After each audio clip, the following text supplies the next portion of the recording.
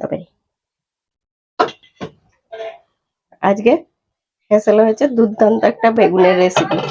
দেখতে হলে পুরো রেসিপিটা দেখতে হবে, পুরো রেসিপিটা দেখার অনুরোধ রইল আপনাদের।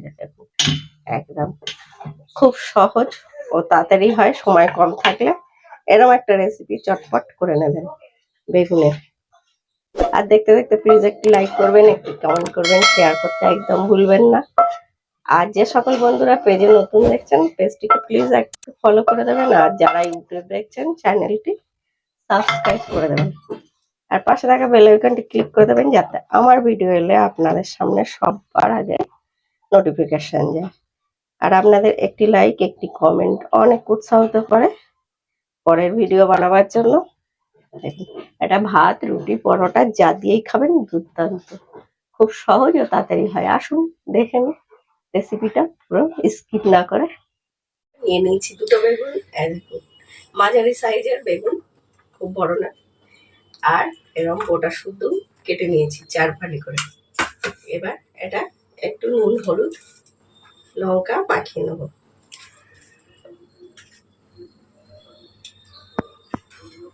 একটু লঙ্কা গুঁড়ো দিয়ে ভালো করে মাখিয়ে নিতে হবে। এটা খেতে যা দারুণ লাগে, আর সব কিছু দিয়ে একদম খুব ভালো লাগে। ভালো করে সবগুলোর গায়ে যেন লেগে যায়।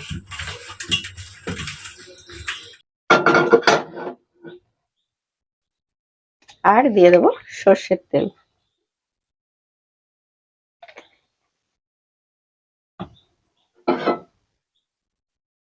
তেলটা গরম হয়ে গেছে, বাস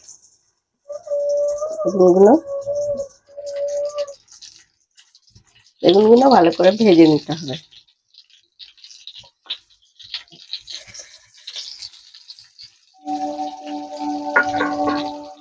একটা ঢাকা দিয়ে দেবো।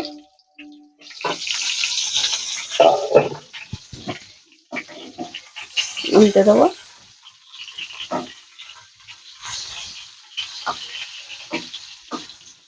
ভাত রুটি সব কিছুর সঙ্গে ভালো লাগে, পরোটা তরকারিটা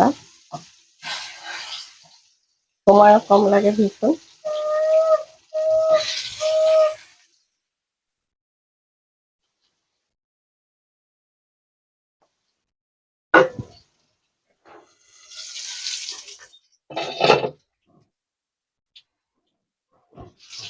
উল্টে দেবো।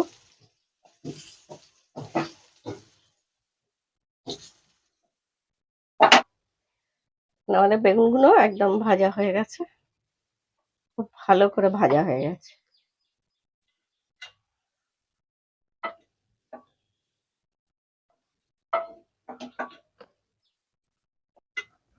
দিয়ে দেবো গোটা জিরে ওই তেলেই, আর দুটো শুকনো লঙ্কা, দুটো পেঁয়াজ কুচিয়ে রেখেছি।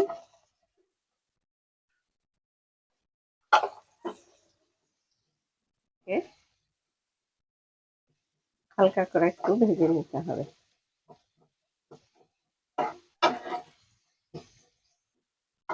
বেগুন তো হয়েই গেছে ভাজাটা ভালোই। আর বেগুনের সবকিছুই ভালো লাগে, বেগুন যাতেই দেবেন সেটাই যেন ভালো লাগে। দিয়ে দেবো একটা বড় সাইজের টমেটো কুচিয়ে রেখেছিলাম সেটা।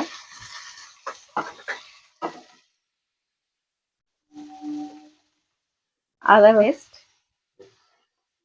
বাকিটা পয়সা গেল। আদা আর রসুন একসঙ্গে পেস্ট করা আছে। কাঁচা লঙ্কা ঝাল যেরকম খাবেন সেই অনুযায়ী।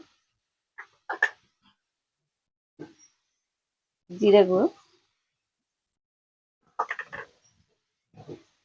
আন্দাজ মতো হলুদ,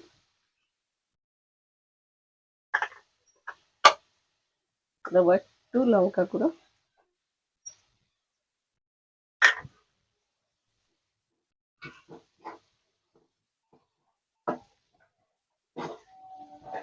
একটু মিনিট খানেক ঢাকা দিয়ে রাখবো, তাতে নরম হয়ে যাবে পেঁয়াজ টমেটো সব। A few minutes later.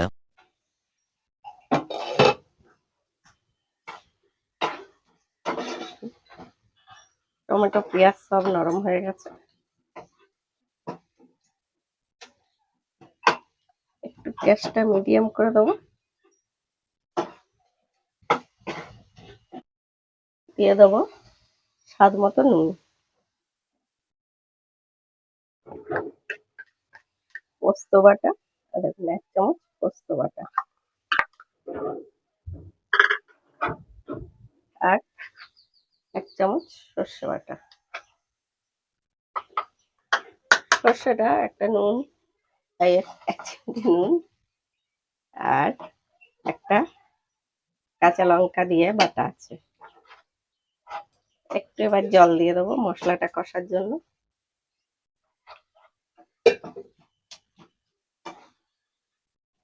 আর 2 চামচ টক দই ভালো করে ফেটিয়ে রেখেছি, সেটা দিয়ে দেবো।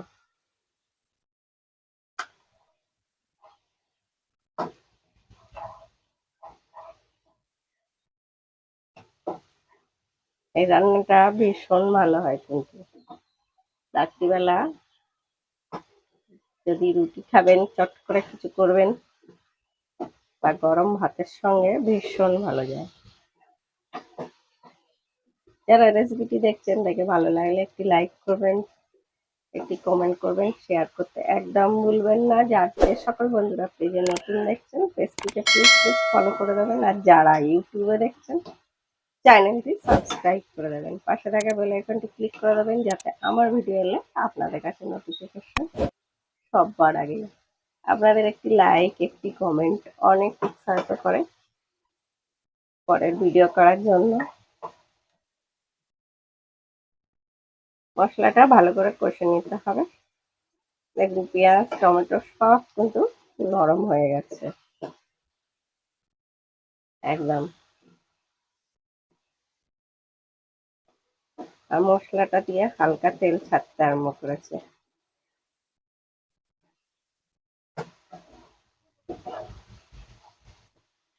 দিয়ে দেবো একটুখানি চিনি অল্প, এটা রান্নাটাকে ব্যালেন্স করে, টেস্টটা আলাদাই আসছে চিনিটা দিলে।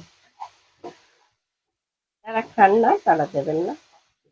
মশলাটা কষা হয়ে গেছে, একদম তেল ছেড়ে দিয়েছে, মশলার কালারটাও চেঞ্জ হয়ে গেছে। এটা যেহেতু গ্রেভিটা কম হবে, আমরা সেই অনুযায়ী জল দেবো। পোস্ত দইয়ের বাটিটা একটু ধুয়ে দিয়ে দিই।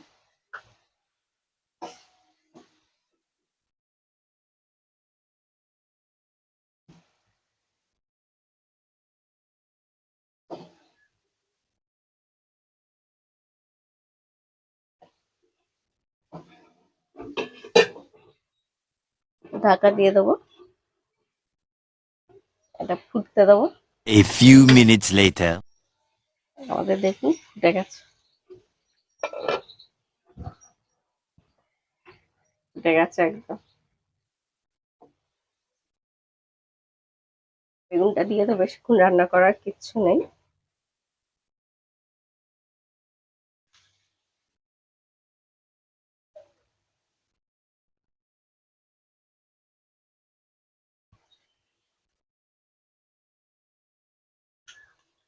বেগুন ভাজলেই তেল বেরোয় একটা, দেখুন তেলটা ওপর দিয়ে।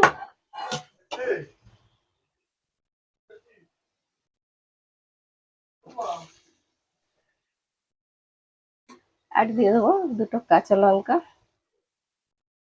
আর একটুখানি ধনেপাতা অল্প, দিয়ে ঢাকা দিয়ে হতে দেবো 4 থেকে 5 মিনিট। 5 minutes later. আমাদের দুর্দান্ত স্বাদের বেগুনের রেসিপিটা এখানে শেষ। আজকের মতো মৌসুমি হেসেলের রেসিপি এই পর্যন্ত। আবার আসবো কালকে আপনাদের সঙ্গে অন্য কোনো রেসিপি নিয়ে। এরকম মজার ও সহজ রেসিপি দেখতে গেলে দেখতেই হবে মৌসুমি হেসেল। দেখতে থাকুন। গরম ভাতের সঙ্গে বা রুটি পরোটার সঙ্গে সার্ভ করতে একদম রেডি আমাদের বেগুনের রেসিপি। আজকের মতো সবাই সুস্থ থাকুন, ভালো থাকবেন।